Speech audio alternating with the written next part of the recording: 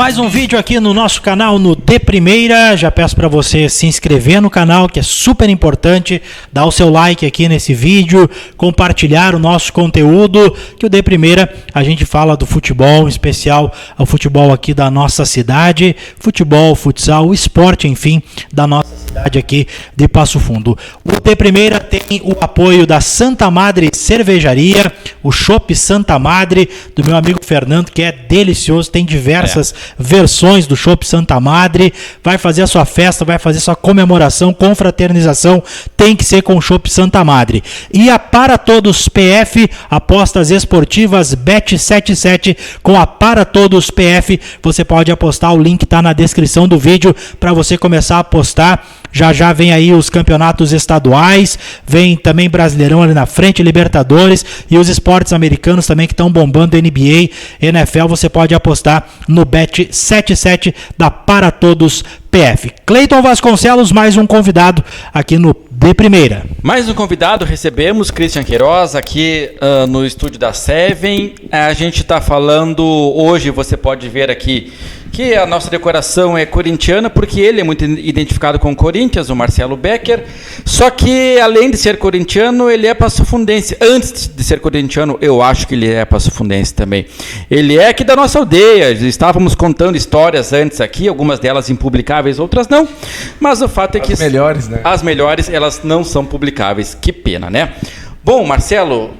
É um prazer receber aqui a tua presença no De Primeira, você que é uma referência de uma torcida que é uma das maiores do mundo, e aqui a gente vê o tamanho do nosso convidado, Christian. O Marcelo, ele tem coisa de 18 mil seguidores no Twitter apenas, que é uma ferramenta importante para quem busca informações, mas também ele tem muito engajamento nas outras redes sociais, e ele trabalha com isso, ele vive disso, ele vive de Corinthians, literalmente, ele ganha dinheiro com isso, se é pouco, se é bastante, isso não importa pra gente, o que interessa é que ele ganha para falar do time do coração. Olha que interessante isso, né? Marcelo, prazer te receber aqui no De Primeira. Muito obrigado pelo convite, o prazer é meu estar aqui, antes de ser entre colegas, entre amigos. Legal estar conversando com o Christian, com você, Cleiton. Uma satisfação, sempre bom estar falando de futebol, de jornalismo, de imprensa, de coisas publicáveis, impublicáveis. Eu que agradeço, legal demais estar aqui aproveitando esse período de férias, falando um pouco de Corinthians. Tu é um influenciador do Corinthians hoje, Marcelo? Cara, eu acho que não, cara. Eu acho que não. Eu acho que já me falaram isso, mas eu não me considero. Eu acho que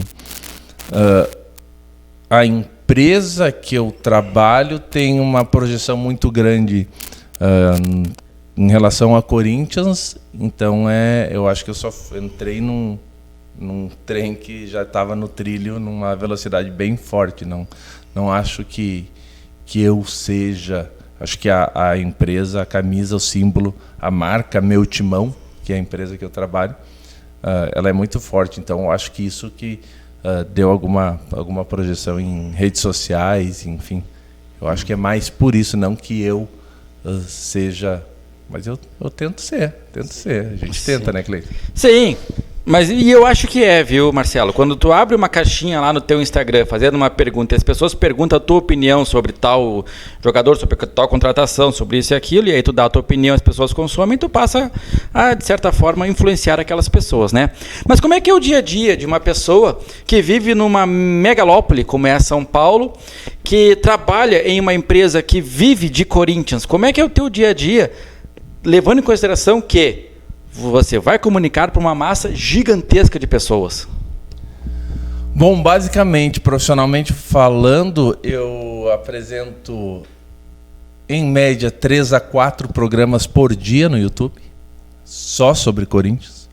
Nosso canal é segmentado, ele é site e canal no YouTube, só sobre Corinthians. Então eu tenho diário, tirando dias de jogo, 3 a 4 programas no mínimo. É uma rotina bem puxada. Talvez porque seja na minha bolha, mas eu não vejo nenhum outro clube que movimente tanto a imprensa que cobre esse clube como o Corinthians.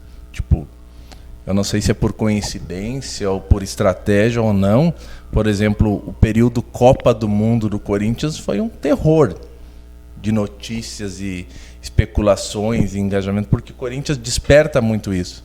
Porque o Corinthians desperta duas coisas que movem o mundo, que é o ódio e amor. Quem não gosta, odeia, e quem gosta, ama. Eu acho que essa é a diferença do Corinthians para... falando com a camisa que eu amo, né, que é o Corinthians. Sim. Talvez absolutamente clubista, graças a Deus. Aqui diferencia o Corinthians dos outros. Você não vai achar um cara mais ou menos Corinthians. Várias pessoas que eu encontro, principalmente aqui em Passo Fundo, no Rio Grande do Sul, eu conheço um corintiano que também é fanático. Nunca me falaram, eu conheço um corintiano, mas ele é mais ou menos. Que é mais ou menos. Não, sempre, nossa, é fanático, é chato. Eu disse, geralmente é assim. Então a rotina é puxada, é muito desgastante. Como tu disse, só o fato de viver em São Paulo, na capital, já é um pouco agitado. Eu adoro esse agito, mas é puxado, é desgastante, emocionalmente desgastante, mas ela é muito, muito prazerosa. Muito prazerosa. Então falando de mim, é o sonho da vida, né? Eu, desde pequeno eu queria trabalhar, conseguir me manter, viver com o Corinthians. Não deu para ser jogando, que bom pro Corinthians. De outro jeito. Conseguiu, né? De certa forma. Sim. Agora, Marcelo, essa questão, né, do Corinthians, realmente, porque tem muito time que as pessoas têm um carinho, digamos assim, né?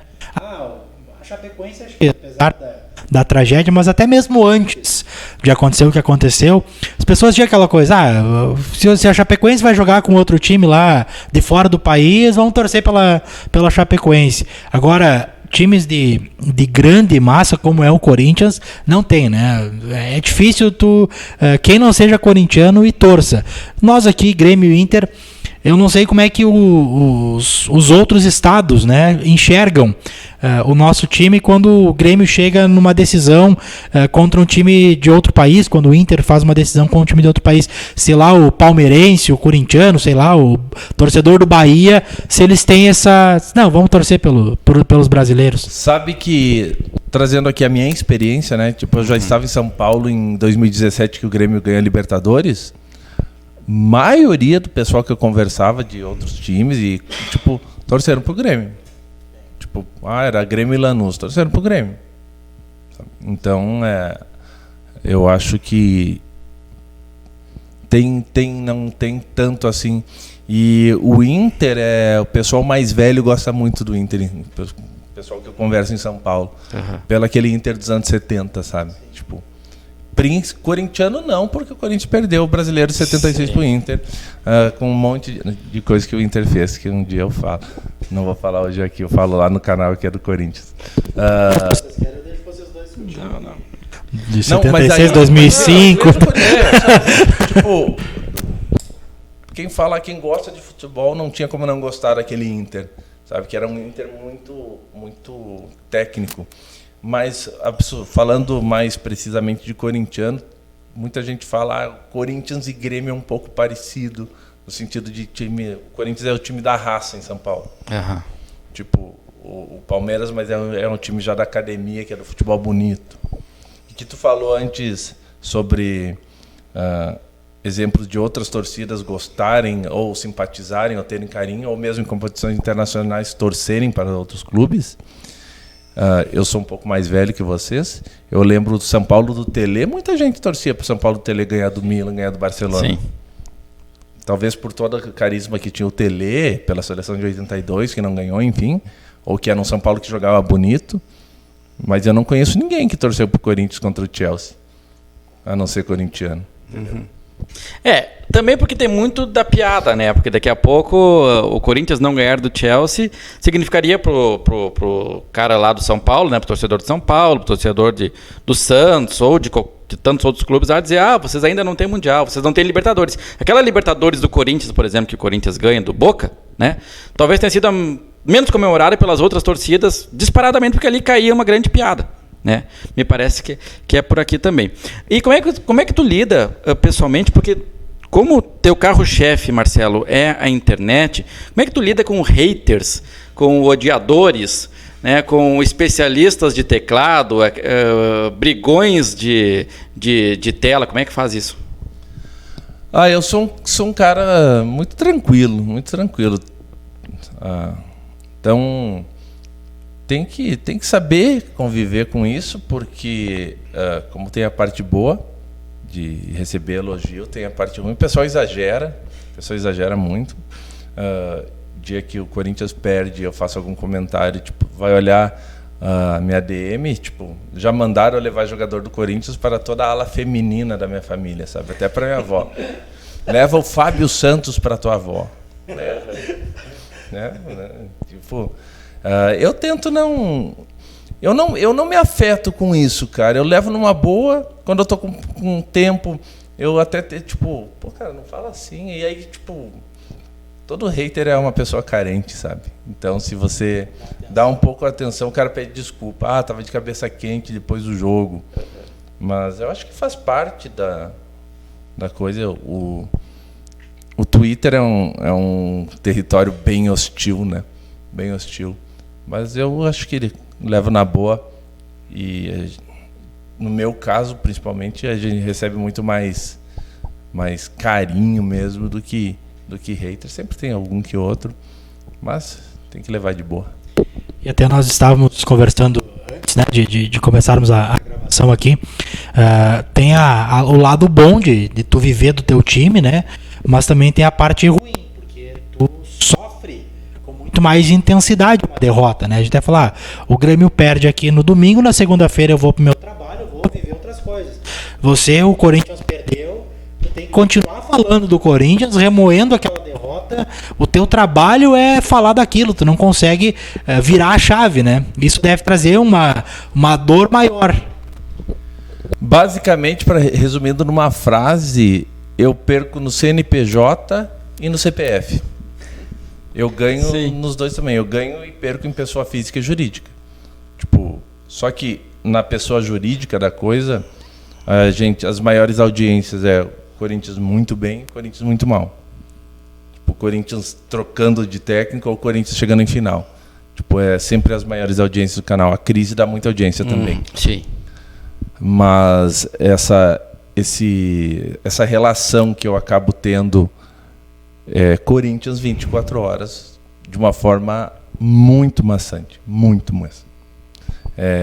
Às vezes assim, tipo, essa temporada eu pedi arrego, sabe? Tipo, eu tava precisando, eu tenho 41 anos, desde 2013 eu trabalho na imprensa.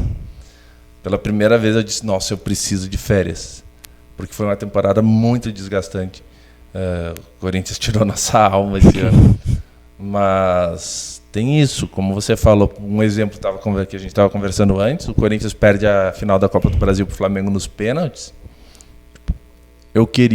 Acabou o jogo, eu queria ir para baixo do chuveiro e estar lá até agora. Pensando no Fagner, no Matheus Vital errando o pênalti. Mas eu tinha 2 minutos para estar ao vivo. E acabou o jogo, em 60 segundos eu estava com o microfone, mais 60 eu estava ao vivo e fiquei 3 horas e meia, 4 horas no ar, depois daquele jogo que foi muito desgastante emocionalmente. E no outro dia, às 9 da manhã estava também, no programa do meio-dia também, nos das 19h30 também, nos das 22 também, e assim vai.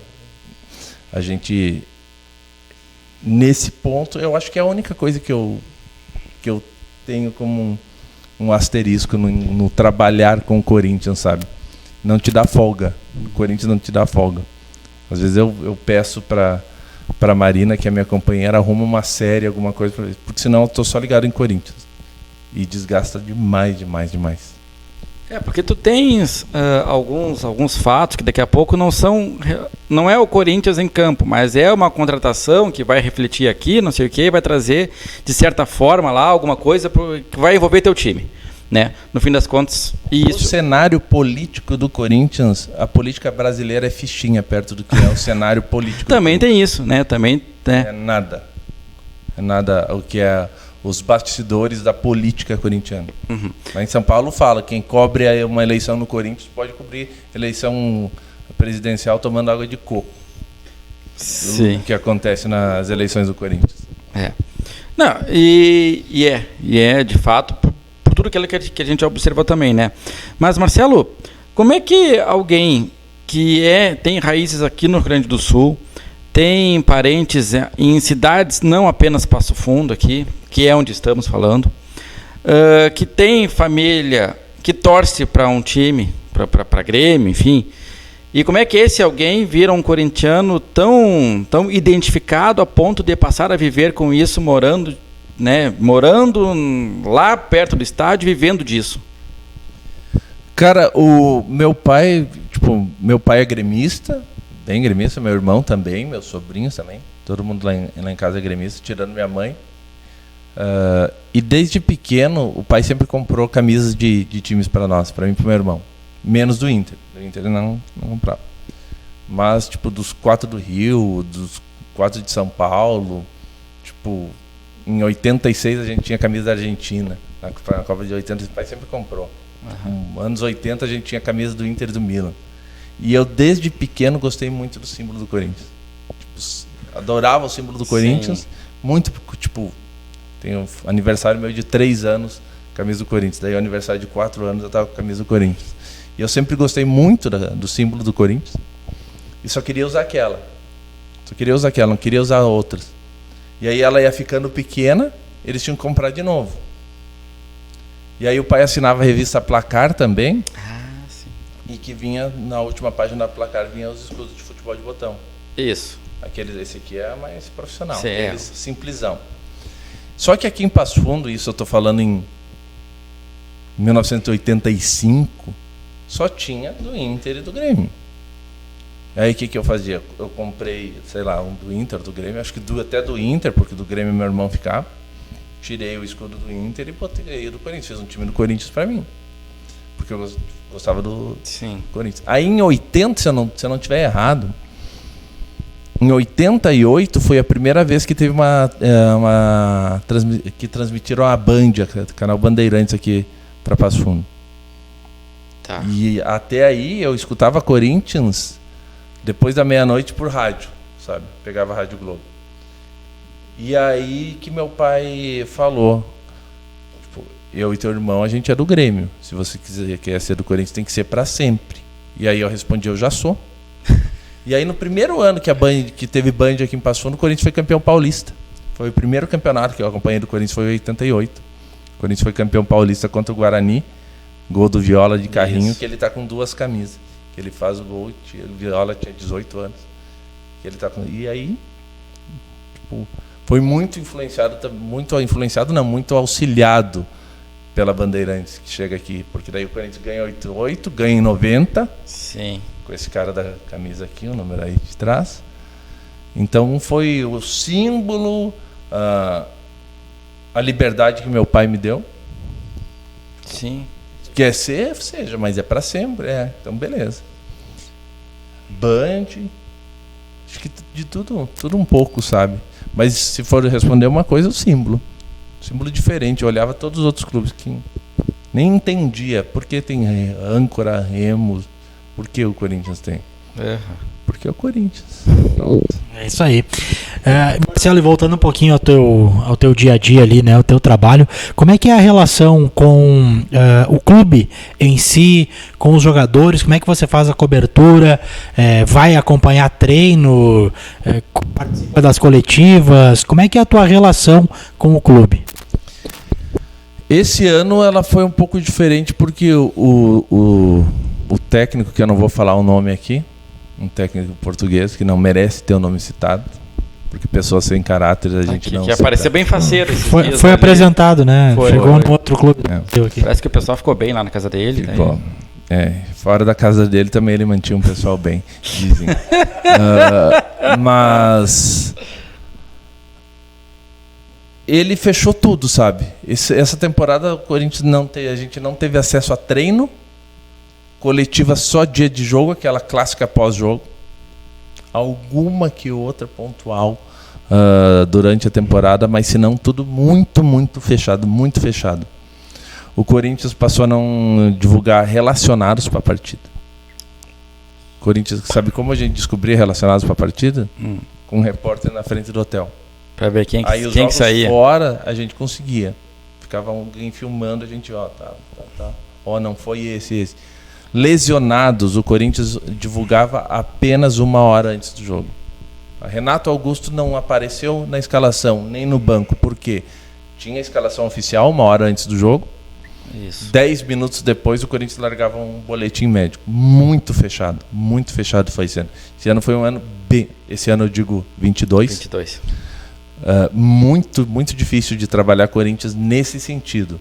Mas é claro que a gente acaba tendo informações, né? Sim.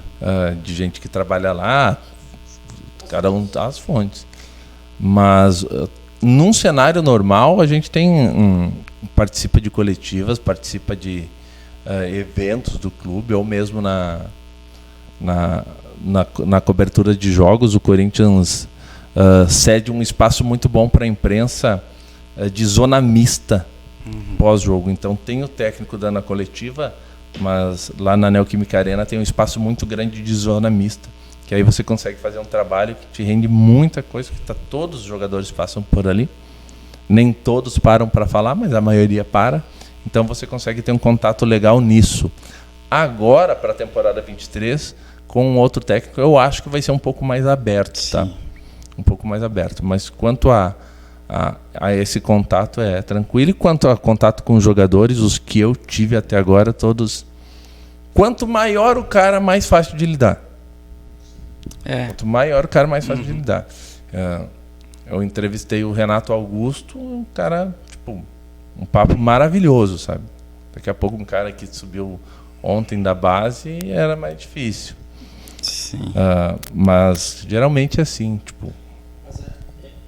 E tu percebe assim, os jogadores, o clube em si, eles já compreendem esse novo formato, né? Não é saindo daquela mídia tradicional, né? Tu não é o repórter lá do Sport TV, da Bandeirantes, enfim, né? É de um canal do YouTube. Eles compreendem a importância que vocês têm também e o respeito que vocês merecem? Eu acho que isso tá sendo melhor absorvido agora, não só por clubes, mas também pelas donos dos campeonatos. Sim. Em ceder credenciais antes era ceder para rádio e TV. A TV que é dona dos direitos, a TV que não é, e rádio. Hoje eles têm que entender que vai ceder credencial para acompanhar jogo para YouTube. E aí o cara do YouTube também tem que ter um cinegrafista, alguém para filmar. Geralmente o cara mesmo faz os dois, mas tipo a gente mesmo lá no Meu Timão já solicitou isso para fazer uma cobertura melhor. Para você ter uma ideia, a gente tem em dia de jogo no estádio 4 a 5 pessoas trabalhando no estádio. Porque a gente tem um repórter na coletiva, a gente tem na zona mista, a gente tem no campo, a gente tem na cabine, além da transmissão do jogo. Só que especificamente, eu acho que já entenderam isso, tá? Mas especificamente da empresa, do Meu Timão, como o site é muito antigo, o site tem 12 anos e já é uma marca muito forte de Corinthians. Esse ano, para você ter uma ideia, esse ano 22 no caso, foi o site de futebol, única e exclusivamente de futebol, mais acessado do mundo. Tipo, passou de 1 bilhão de acessos. Entendeu? Então o site, a marca Meu Timão já era muito forte. Sim. Então quando vai lá você se apresentava, eu sou Marcelo Becker do Meu Timão. Claro que o canal nos últimos 2 anos teve um crescimento muito grande, mas a base era o site. Então a marca já estava muito estabelecida, sabe? Então eu acho que isso facilitava e dificultava também o nosso trabalho. Vocês jornalistas vão entender por quê. Porque é um canhão, tipo... e quando você elogia, você é muito bem recebido nos clubes, vocês sabem disso. Isso não tem nada a ver com o tamanho do clube. Não, isso aí é assim. Quando você critica, você é contra. Então, na verdade, futebol é tudo igual. Muda o quanto os caras ganham. Mas o futebol daqui de Passo Fundo e o futebol do centro do país, de clube grande, é a mesma coisa. Muda o salário. Só isso. Boleiro é tudo igual, dirigente é tudo igual. Muda a estrutura e o salário. Marcelo, saudades? Claro que sim. Né? Daquele dia a dia aqui em Passo Fundo, onde a gente trabalhava de uma forma até menos restritiva. Né? E aqui eu não estou dizendo que deveria ser assim, mas na época era assim que as coisas funcionavam. Em que daqui a pouco a gente precisava falar com alguém e o treino estava rolando, no intervalo dava tempo de falar com o cara lá e fazer material no intervalo mesmo, não precisava nem do antes nem depois. Embora eu acredite que hoje em dia as coisas na ordem cronológica, assim, bonitinho e tal, elas funcionam também. Não precisa ser tão fechado. Né? Tu pode fazer um meio campo ali entre as duas situações. Mas o que te recorda da época em que tu trabalhava aqui em Passo Fundo com os clubes daqui, na realidade daqui, e que havia essa proximidade, né, de daqui a pouco conversar com os caras ali mesmo, né? Depois do treino ali, os caras chupando laranja, né, com as chuteiras desamarradas, e tu podia entrevistar os caras. Cara, eu acho que isso é muito mais benéfico ao próprio clube, ao time, do que a nós, a imprensa. Porque a gente consegue passar de uma forma mais direta e mais clara o que os caras estão sentindo, o que está acontecendo. Daqui a pouco uma crítica que a gente faz, porque o lateral funila muito pelo meio no time de determinado treinador. Aí você vendo o treino todo dia. A gente que por um bom período cobria o futebol local aqui juntos, Cleiton. Aí você vai no treino de segunda, terça, quarta e quinta e via que era uma orientação do técnico, o lateral você afunila, um exemplo, e o ponta abre. Não, ele é assim no jogo, porque treina assim. Então eu acho que esse tipo de acesso que se tinha, eu acho que aqui já está um pouco mais regrado, porque na campanha do Passo Fundo de 2012, que foi do acesso, a gente ficava basicamente no vestiário junto pós-jogo. E foi tudo dando tão certo entre imprensa, torcida, time, que acabou com uma temporada ótima. Mas eu acho que eu sinto falta disso. Eu acho que os clubes grandes poderiam entender que o dirigente, o técnico, o jogador não fala para o Christian, não fala para o Cleiton, nem para o Marcelo, nem para o meu timão ou para qualquer outro veículo. Fala para o seu torcedor.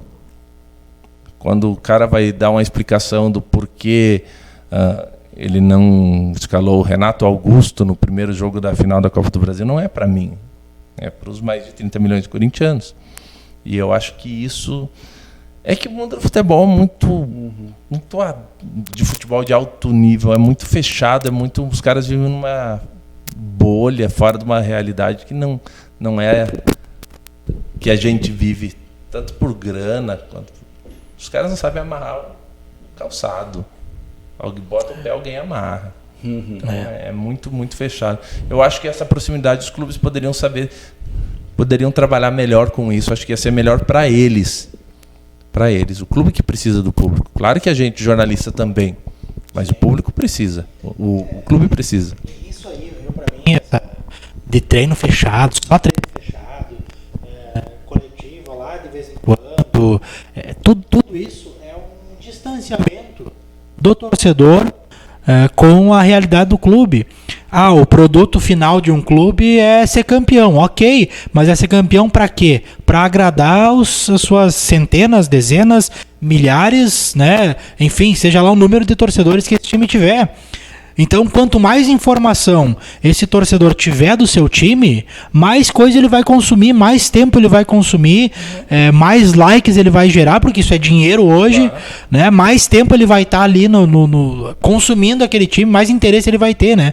Então, quanto mais tu restringe, no meu entendimento, mais tu afasta o torcedor, que é quem acaba, no fim das contas, consumindo o futebol. Eu dei o exemplo da temporada 22, que foi muito fechada.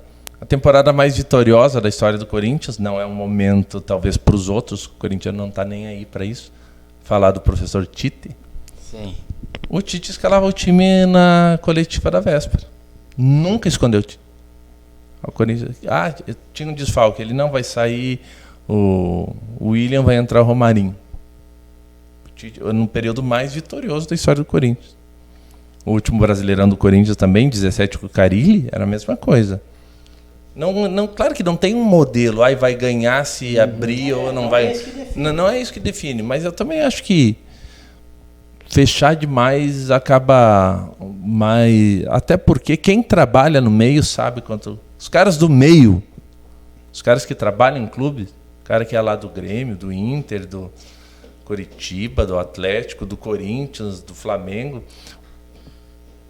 Os caras sabem como o time, o Corinthians joga, como o Grêmio joga, não vai ser a escalação ou não escalação. É difícil hoje em dia ter uma surpresa que o chamado nó tático. Todo mundo sabe como todo mundo joga.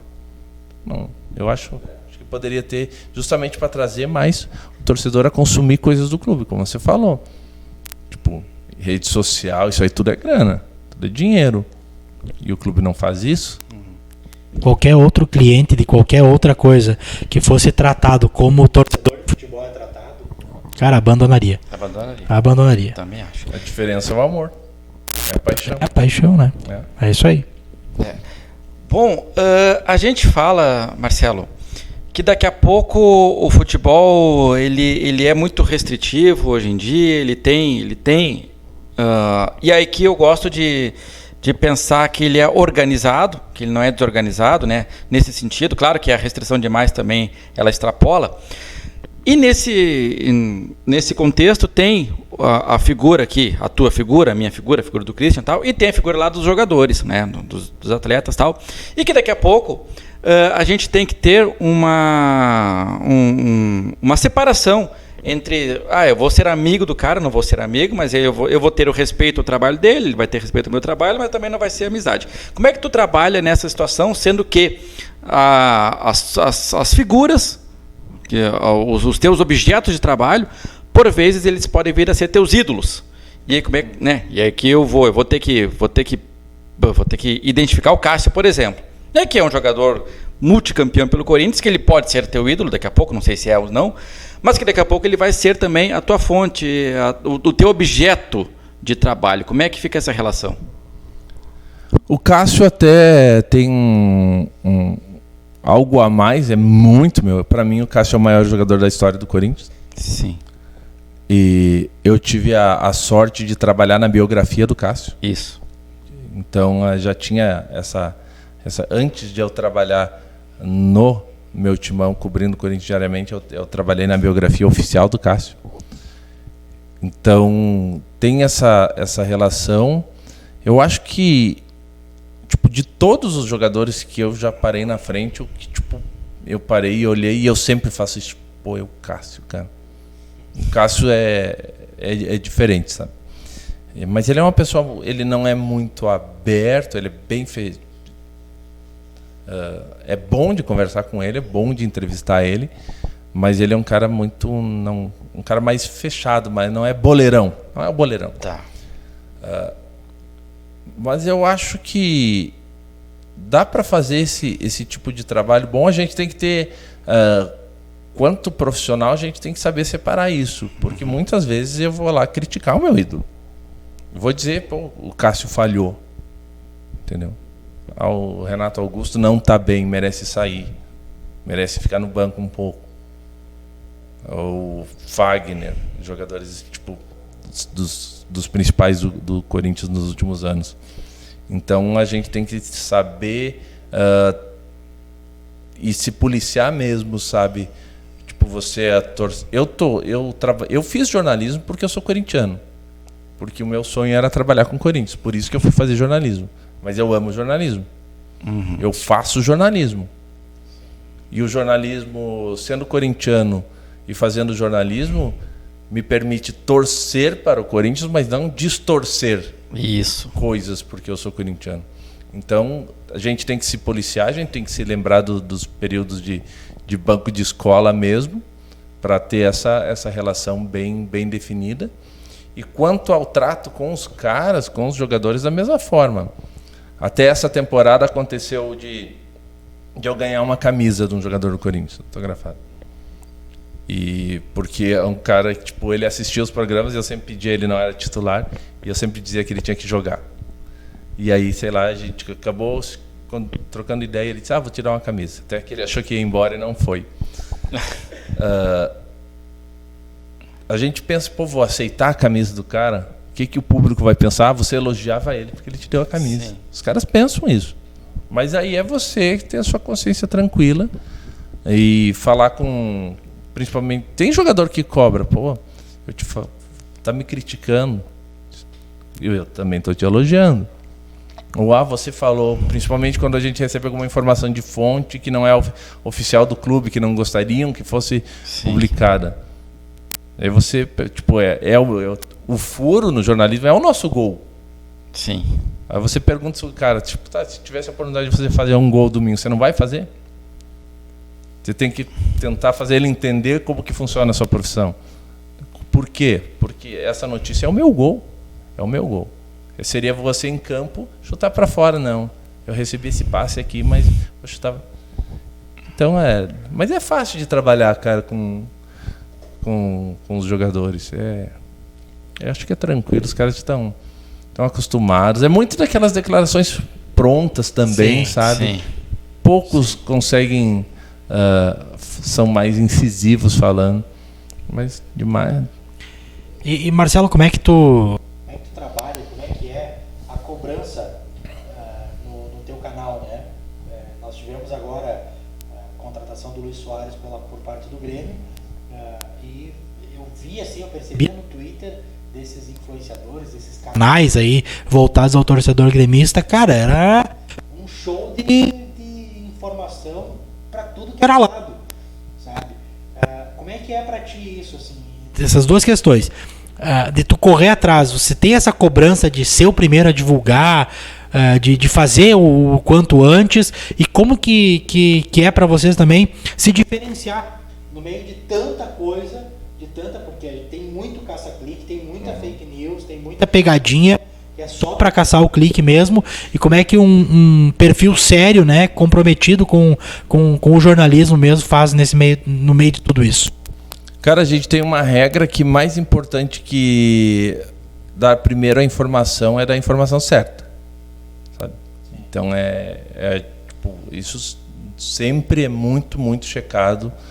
Eu já recebi algumas, pela visibilidade que tem o canal, as pessoas vão até nossas redes sociais e falam, por exemplo, eu recebi que o Corinthians estava negociando com o Felipe Coutinho. Tá. E aí a gente começa, tipo, vai alguém, eu sou tal pessoa e o Corinthians está negociando com o Coutinho. É quente. Aí você liga para um dirigente, liga para o assessor, vai tentando montar e ver se de fato aquilo acontece.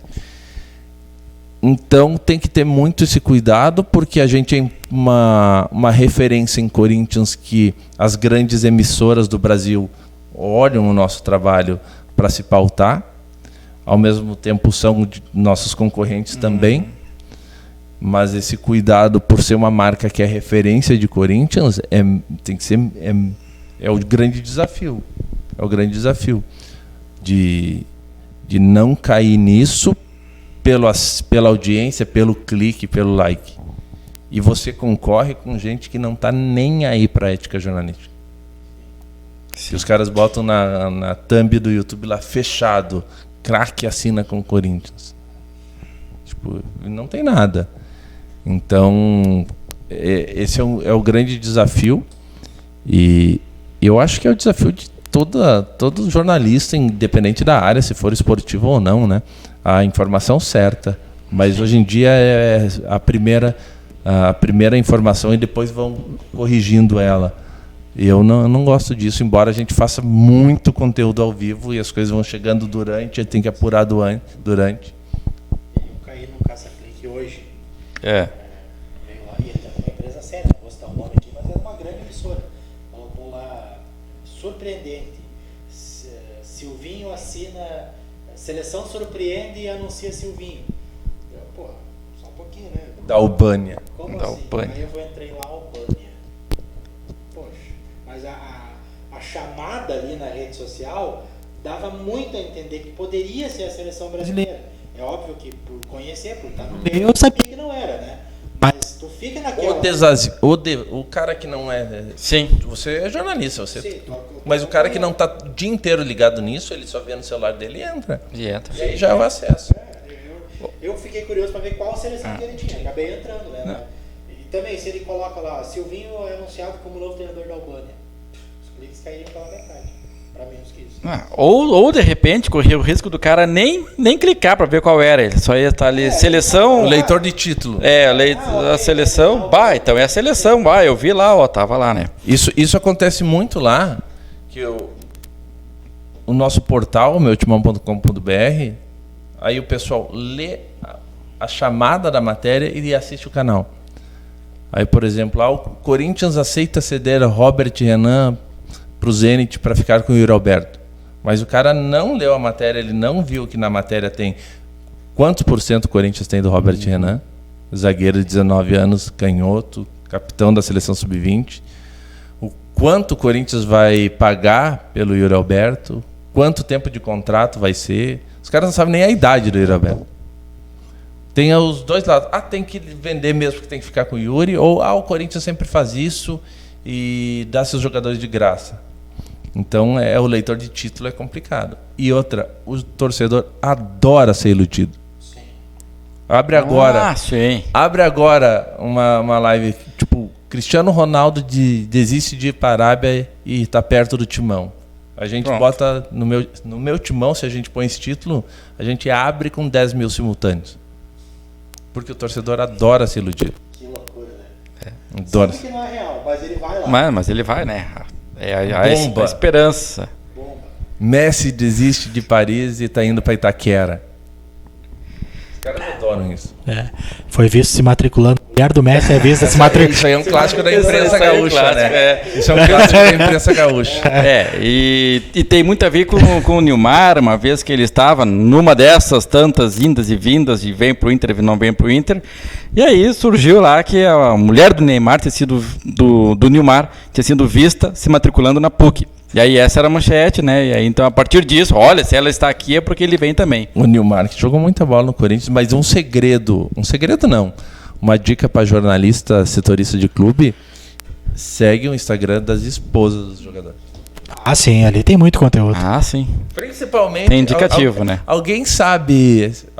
Já aconteceu com alguns jogadores do Corinthians, a esposa lá. Alguém sabe empresa que faz mudança aqui em São Paulo? Pô, cara... Epa! Você parou, tá indo embora. Um dos dois. Aconteceu essa temporada, inclusive, com o jogador. E outra, né? Clássica do Corinthians foi a mulher do jogo procurando por ele. Alguém sabe do jogo? Alguém sabe do jogo? Alguém sabe do jogo? E todo mundo sabia. Ele não voltou pra casa ainda, já. Jogou em Caxias e se sumiu. E ele acaba rescindindo com o Corinthians num outro momento, que o Corinthians tá... Sim. Ele tá num pagode. Sim, tá no pagode. Do telão, o Corinthians perdendo pro Cuiabá no telão e ele tocando. Isso, e ele metendo-lhe tantã. Metendo-lhe tantã. E azar. Vocês acham que é fácil? Aí a gente tava transmitindo o jogo. Do nada, né? Surgiu. Transmitindo o jogo. Sim. Uma bronca do tamanho do mundo que o Corinthians perde pro Cuiabá aquele jogo. E na hora já começa, tipo, o Jô tá no pagode no Tatuapé. Que é um bairro inclusive é o bairro da sede social do Corinthians, sabe? O estádio é em Itaquera, os dois na Zona Leste. O estádio é em Itaquera, o clube é no Tatuapé, Rua São Jorge 777. Então a gente já ficou, uma parte da equipe, o que está acontecendo com o Jô? Porque o repórter que estava lá no estádio já foi para a coletiva falando. E aí, treinador, o Jô foi visto fazendo tal coisa. Ele não estava machucado? Então, a dinâmica, tipo, muito muda. O jogo acabou, aquele dia, nosso pós-jogo, pouco se falou do jogo. Sim. Porque o Jô era um dos caras mais experientes, um ídolo do Corinthians. Que acabou daquela maneira. Sim. Triste a passagem dele pelo Corinthians. Terceira passagem dele. Que essa de fato foi curiosa, porque ele desaparece em Caxias do Sul, ele não reaparece em Caxias, né? Ele reaparece depois Florianópolis, uma coisa assim. Ele e o Douglas Costa. Essa não deu tanta repercussão para nós que cobrimos Corinthians, porque foi num período de férias. Sim, já tinha acabado o campeonato. Foi a última rodada. Foi o último jogo, isso. Essa do desaparecido. Sim. Tipo, a gente até perguntou pro dirigente, o cara disse, não, cada um faz o que quer na férias. Tá de férias, foi, né? A questão Sim. da mulher dele procurando é o problema dele. Se ele atrasar para reapresentar, sim.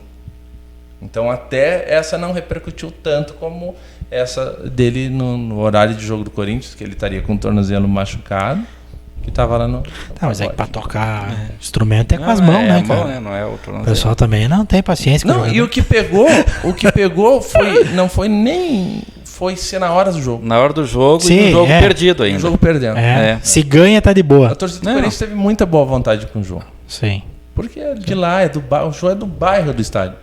O João é de Sim. Itaquera, tipo, do lado do estádio. O João é o cara mais jovem a fazer um gol com a camisa do Corinthians. Tem uma história, né? Sim. Tem uma história. Marcelo... O Inter algumas, né? Não, Impublicável.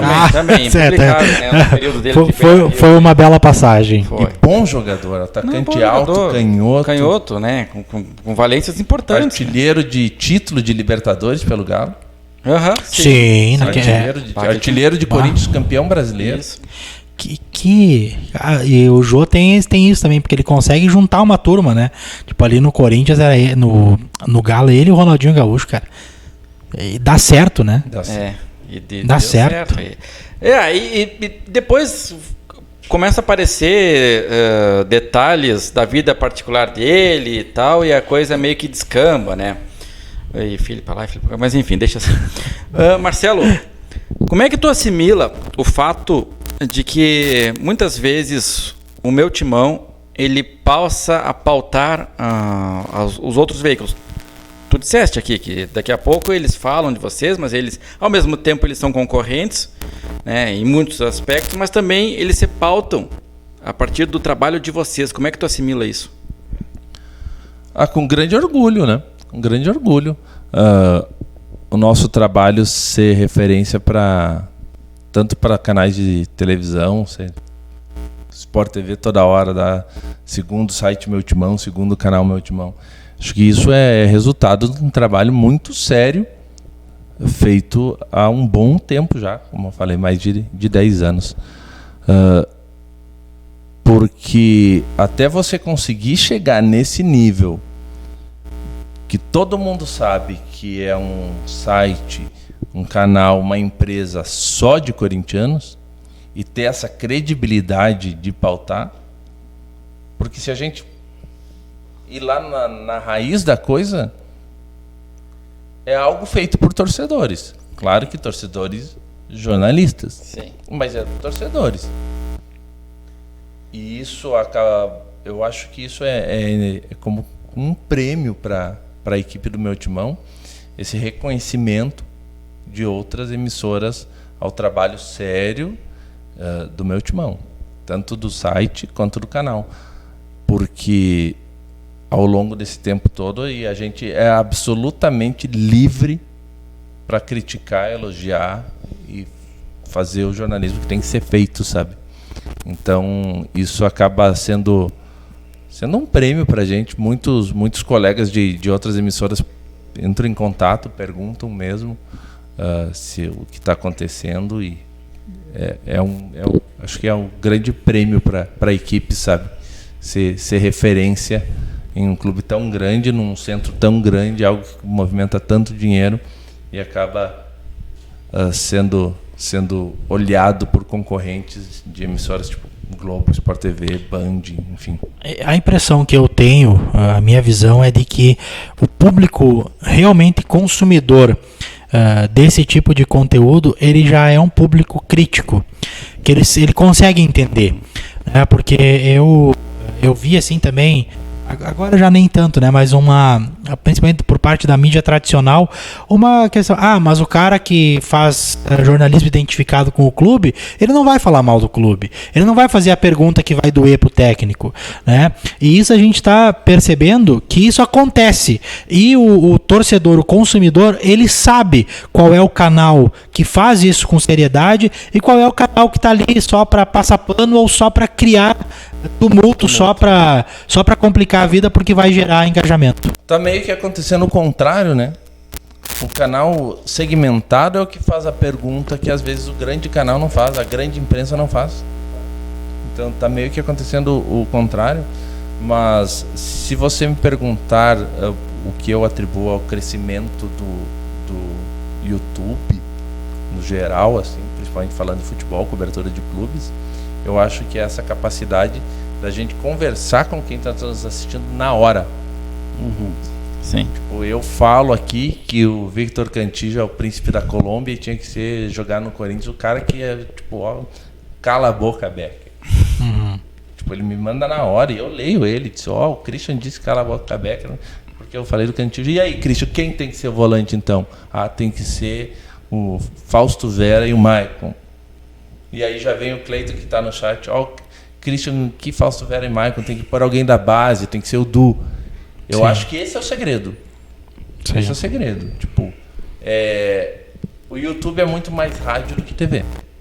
Sim. A relação com total. o público é muito mais de rádio que TV. Só que a gente tem uma interação maior ainda do que o rádio. Porque o rádio já tem aqueles blocos, penso eu, pelo menos quando eu trabalhava em rádio. Mas aquele bloco fechado, horário da audiência.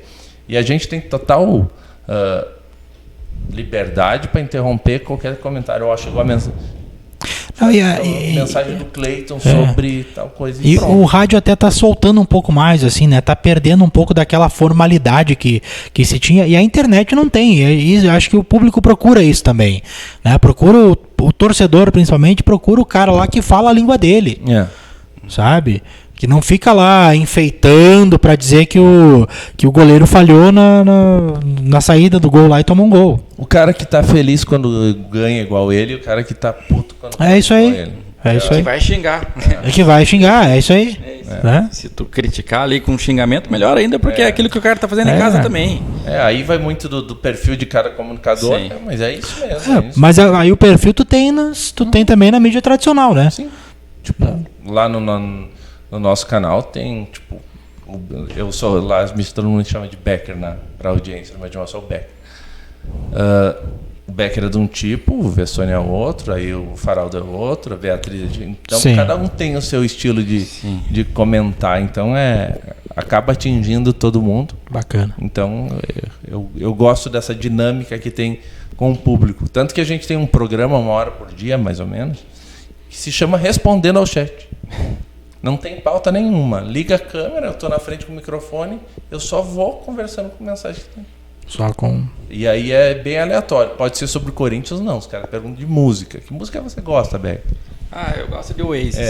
Eu escuto Oasis. E aí, não fala de Corinthians? Fala, manda aí. Quem tem que ser? O Fábio Santos tinha que aposentar, não jogar. Aí fala.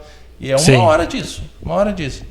E é uma proximidade bem legal, bem legal. Que bacana. Que tem inclusive é um dos meus programas preferidos.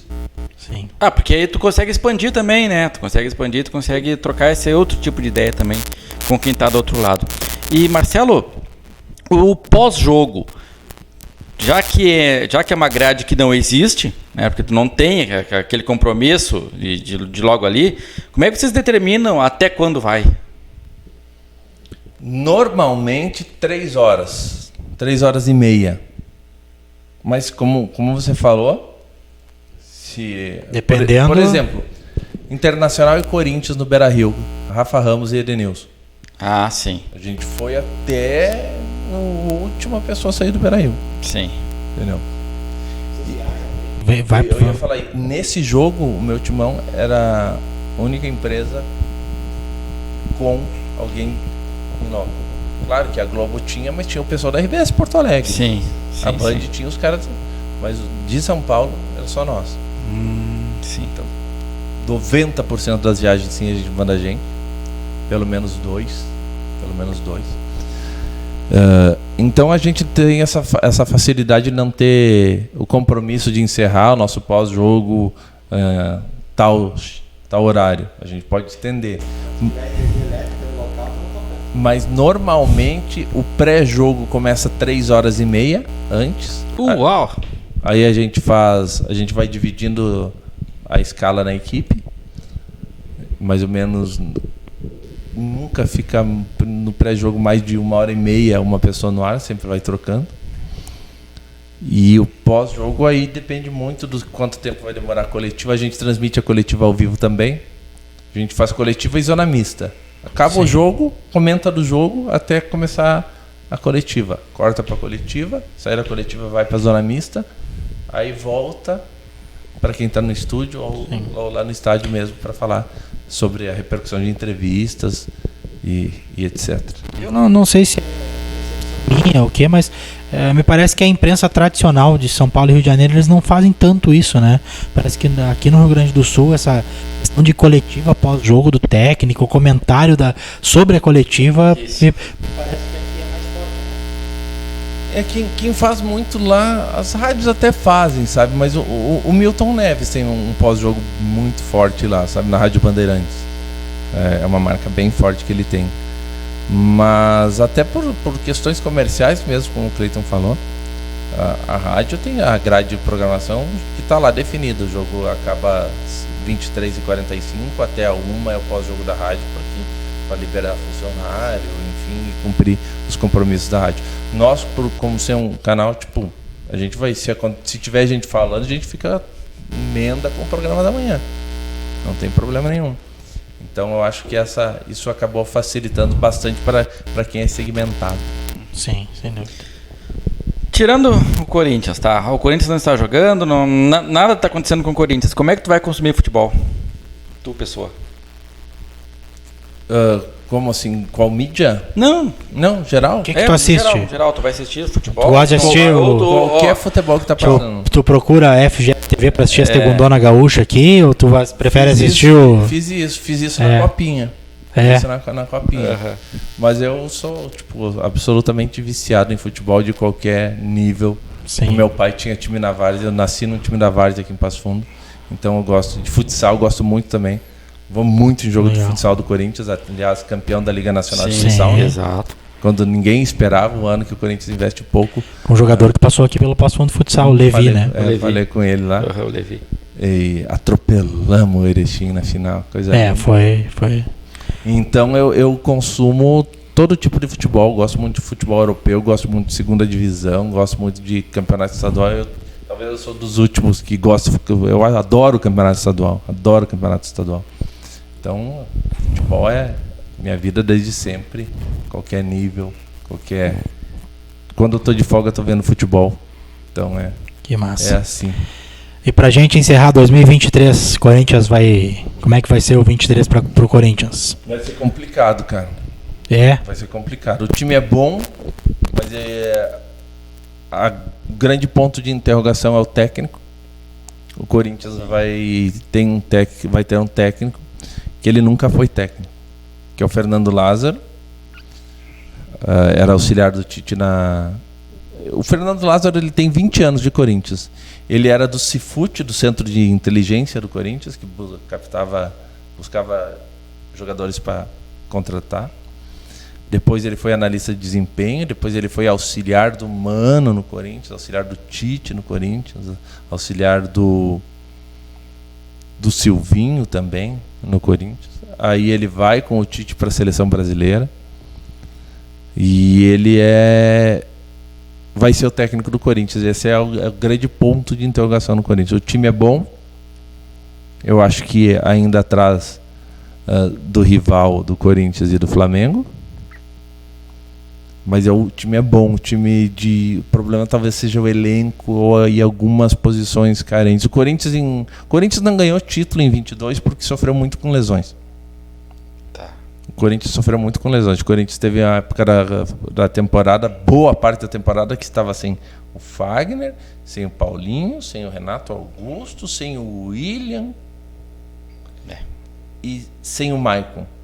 5 caras importantíssimos. Eu acredito que se o Corinthians tiver... O Corinthians também se reforçou na metade do ano. O Yuri Alberto muda o patamar do Corinthians. O Corinthians estava tendo que jogar com o Roger Guedes improvisado de centroavante. O Yuri chega, vai lá, apanha 9. O Guedes vai lá ser o segundo atacante que ele gosta de ser. Então muda o patamar do Corinthians. E o Corinthians vai melhorando quando esses caras vão voltando. O Fagner voltou, o Renato voltou, o Maicon voltou. Contratou o volante argentino que é muito bom, o Fausto Vera. Então o Corinthians termina melhor. Como time, o Corinthians janeiro de 23 é melhor do que o Corinthians janeiro de 22. Mas essa interrogação do técnico é absolutamente uma incógnita. Total. Ele tem 7 jogos como técnico do Corinthians interino, empatou 1, ganhou 6. Mas os adversários eram de Sul-Americana, Então não tem como ter base qual que vai ser o trabalho do Fernando Lázaro. Ele é filho do Zé Maria, um dos maiores jogadores da história do Corinthians, lateral direito, o Super Zé. Tem essa história, tem essa expectativa. O Corinthians está meio que tentando repetir o que deu certo com o Carille em 17, que ninguém sabia quem era o Carille. O Carille ganhou, foi campeão brasileiro, campeão paulista e foi muito bem. Mas o Corinthians vai ser um ano difícil porque os concorrentes estão muito fortes, né? Principalmente o Flamengo e o rival do Timão, que está bem forte de novo. O Verde. O inominável. O Alviverde. O inominável. que excelente, né? Mas assim, olha o Brasileirão que o Inter fez. Eu acho... Surpresa total. Não, o Cleiton talvez concorde ou não. Pegar os 11 do Corinthians melhores e os 11 melhores do Inter, o time do Corinthians é melhor. Eu acho que o Inter, os 11 do Inter, ele era pior que vários dos times do Brasileirão. Encaixou. Só que deu liga. Encaixou. Muito bem no meio do ano. Sim. Da Rússia lá, da Ucrânia. E tem outro advento também que a gente tem, que é o tal do mata-mata. Mata-mata é improvável. Mas se você perguntar, o Corinthians é favorito para ganhar algum título esse ano, eu digo, não é o grande favorito. Nem no Paulista, nem no Brasileiro, nem na Copa do Brasil, nem na Libertadores. Como é que pode chegar, né? Daqui a pouco... Mas não foi campeão da Copa do Brasil por um pênalti. Exatamente. Isso aí. Contra um Flamengo que, né? Lá em que cima. todo mundo coloca lá em cima sempre. Aí o Corinthians cai nas quartas da Libertadores pro Flamengo, que foi campeão. Isso. Sim. É vice da Copa do Brasil pro Flamengo. E o Campeonato Brasileiro foi o único clube que ficou entre os 5 o campeonato inteiro. Mas daí faltou elenco. Teve a regularidade. Esse ano, se as lesões não comprometerem tanto, jogador bom, tem Juliano, tem Renato Augusto, tem o Paulinho, tem o Maicon, tem o Fausto Vera, tem o Yuri Alberto, voltou o Romero, que a torcida ama. Sim. Tem O elenco é forte. o elenco é forte. Sim. Fagner, Balbuena, o Gil. Não, é um elenco forte. E o Corinthians é muito forte em casa, né? Sim. Sim. O Corinthians é o melhor mandante do futebol brasileiro. Não é opinião, é só pegar os dados. É estatística. É estatístico, Tanto que o Corinthians foi o time que mais sofreu durante a pandemia. Ah, sim, porque aí perdia o... O Corinthians teve um aproveitamento de 35% sem torcida. E aí volta da pandemia, faz 8 jogos do Campeonato Brasileiro com público. Empata 1, ganha 7. Empatou contra o Grêmio. Sim, no último jogo. Gol do Renato Augusto. Para te ver a importância, né, da torcida dentro desse contexto todo, né? E o Brasileiro 22 também foi o melhor mandante. Sofreu fora de casa. Isso, Christian. Isso aí, então, né? Então, mais um episódio aqui do De Primeira, desta vez recebendo o Marcelo Becker. Marcelo, aquilo que eu te disse no início, agora eu te digo no fim, tá? Muito obrigado por ter aceito o nosso convite, por ter vindo até aqui, falado de Corinthians, também resgatado algumas situações, explicado muito de como funciona, né? Porque daqui a pouco a tua função é de tantos outros e daqui a pouco o torcedor não entende. Então daqui a pouco tu veio também para explicar isso. Valeu, muito obrigado. Eu que agradeço, o Cleiton, o Christian também. Sempre bom tá conversando com os amigos, falando de Corinthians melhor ainda, falando de jornalismo, de futebol, de tudo isso.